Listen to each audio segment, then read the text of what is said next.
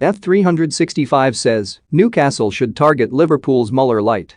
Roberto Firmino's Liverpool race is run, and Newcastle want a second striker. We've put two and two together.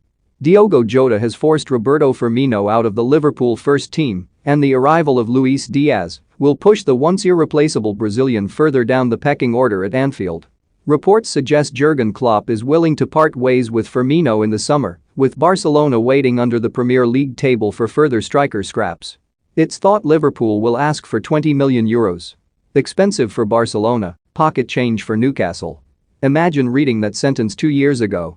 It's likely Liverpool will include a Saudi tax should Newcastle come calling, something the richest club in the world will have to get used to as they climb the transfer stakes. But even if they were quoted €30 million, £24.9 million, a move for Firmino still makes sense.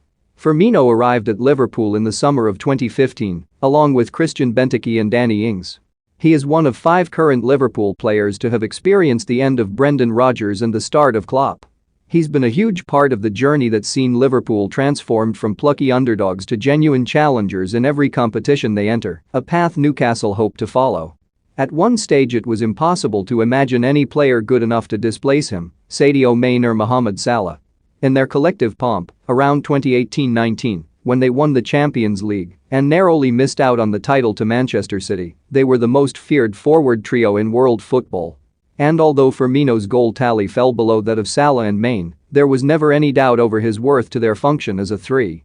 If anything, Salah and Mane were more expendable. I like Salah very much, he has huge potential, and Mane as well, Arsene Wenger said in 2019. But you forget a little bit, the guy who sacrifices himself is Firmino.